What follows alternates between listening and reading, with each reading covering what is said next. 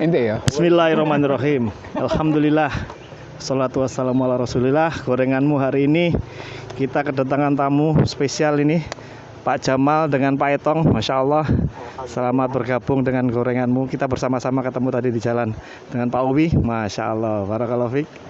Semoga hari ini kita mendapat kecerahan dari Ustadz kita, Al-Ustadz Hisam Al-Qadiri. Tafadhol Ustadz.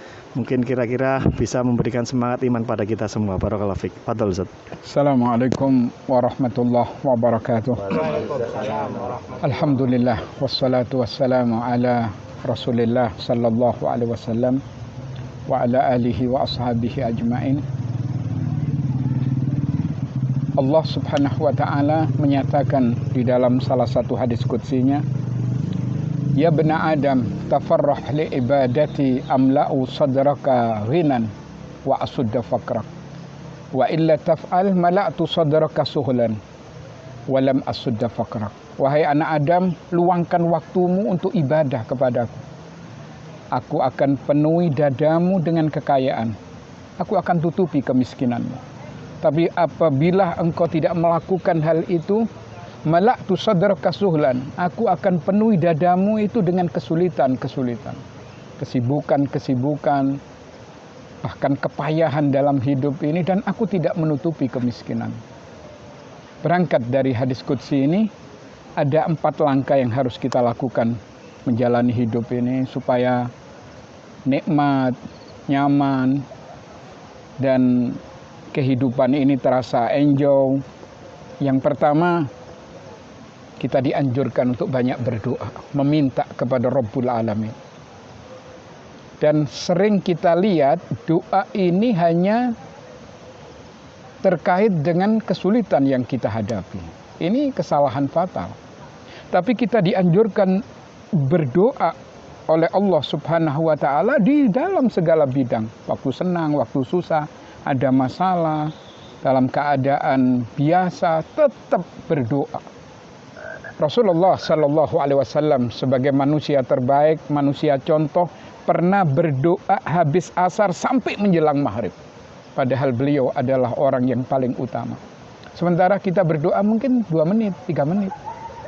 Usaha kita yang kita istimewakan. Padahal doa ini menentukan. Bahkan Allah menyatakan, ud'uni astajib lakum, minta kamu kepadaku, aku akan kabulkan doa. Dan Allah tidak mungkin memungkiri janji. Ini yang pertama. Kemudian langkah yang kedua baru usaha. Ini jangan dibalik ya, usaha dulu keliru. Doa dulu, setelah itu usaha. Karena ikhtiar ini merupakan satu kewajiban mutlak. Nabi menyatakan, innallaha kataba alaikumus sa'ya fas'ah. Allah mewajibkan kepadamu berusaha. Maka berusahalah. Tidak boleh kita berpangku tangan, berleha-leha dalam hidup ini. Untuk meraih kesuksesan dunia harus ada ikhtiar, harus ada usaha. Untuk meraih kesuksesan akhirat apalagi kita harus maksimal usaha itu. Karena Allah menyatakan, innallaha la yukhayyiru ma biqaumin hatta yukhayyiru ma bi anfusihim. Sesungguhnya Allah tidak akan merubah nasib satu kaum kecuali yang bersangkutan mau merubahnya sendiri. Dikembalikan kepada usaha kita. Insya Allah usaha dibarengi dengan doa akan membuahkan kesuksesan yang hakiki.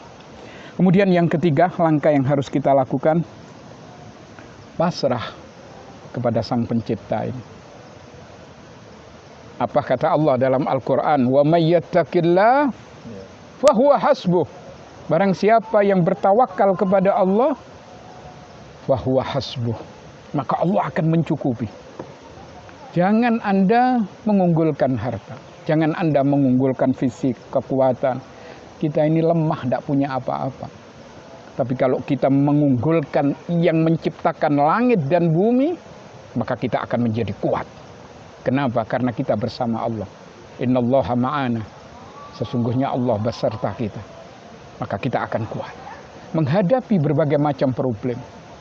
Mungkin problem rumah tangga, problem ekonomi, problem penyakit yang sekarang merambah kemana-mana, nggak usah khawatir. Begitu kita tawakal, maka Allah akan mencukupi hidup ini. Kemudian yang terakhir, langkah yang harus kita lakukan, menerima putusannya Allah. Ini yang cukup berat ya. Kadang-kadang putusannya secara kasat mata seperti jelek. Seorang yang mungkin enak-enak tidur, kemudian ternyata kebabas. Dia tidak bangun lagi untuk selamanya. Orang mengira, wah ini kasihan. Betul. Tapi yang jelas, menerima putusan Allah, ini yang luar biasa. Karena di situ ada hikmah. Ada orang yang mati dalam keadaan tahajud, tidak apa-apa. Ada orang yang mati ketika baca Quran, ketika bersilaturahmi, ketika melakukan beragam kebaikan. Maka di balik kesusahan itu ada hikmah yang luar biasa. Dan jangan lupa, kalau kita mendapat kesusahan, sesuatu yang tidak menyenangkan, ucapkan satu kalimat. Qaddarullah wa ma syaa fa'ala. Allah sudah menentukan hal itu. Apa yang dikehendaki oleh Allah pasti terjadi. 4 langkah ini insya Allah akan menuai kebahagiaan dunia, kebahagiaan akhirat. Wabillahi taufiq wal hidayah. Wassalamualaikum warahmatullahi wabarakatuh. Waalaikumsalam. Alhamdulillah. Terima kasih Ustadz atas tausiahnya pagi ini. Mungkin dari bapak-bapak ada satu pertanyaan aja yang untuk Ustadz Hisam pagi ini. Silakan, monggo. Terkait ya. Yang lain boleh kan? Tidak apa-apa, oke silakan. Sekarang saya mau tanya, apabila ada perempuan yang suaminya meninggal tapi dia bekerja mengikut orang, apakah idahnya itu harus tetap di rumah aja, tidak bekerja, atau bisa melaksanakan pekerjaan? Nah, bagus. Oke, ini ada pertanyaan dari Bapak Jamal, bahwa seorang istri yang ditinggal suaminya, dia harus beriddah memang, ini satu kewajiban mutlak. Kemudian apabila sudah tidak ada yang bekerja lagi dari saudaranya, sementara dia membutuhkan perekonomian atau kebutuhan keseharian, maka dia diperbolehkan sebatas bekerja kemudian pulang. Yang tidak diperbolehkan di situ kalau ada kemanten, tidak boleh. Kemudian ngelencer kemana-mana, tidak boleh. Lebih baik di rumah. Tapi kalau soal bekerja yang memang sudah keterikatan ya, kebutuhan keseharian, tidak mungkin kita tinggalkan, ya otomatis kita kerja, tapi setelah kerja kita pulang ke rumah. Maka dalam Islam diperbolehkan untuk bekerja, tapi ya harus menjaga diri, jangan sampai mampir sana, mampir situ, mampir sini, sementara dia masih dalam kondisi iddah. Begitu saya kira. Insyaallah. Ya, mudah-mudahan ada manfaatnya. Subhanakallah wa bihamdika, asyhadu an la ilaha illa anta, astaghfiruka wa atubu ilaik.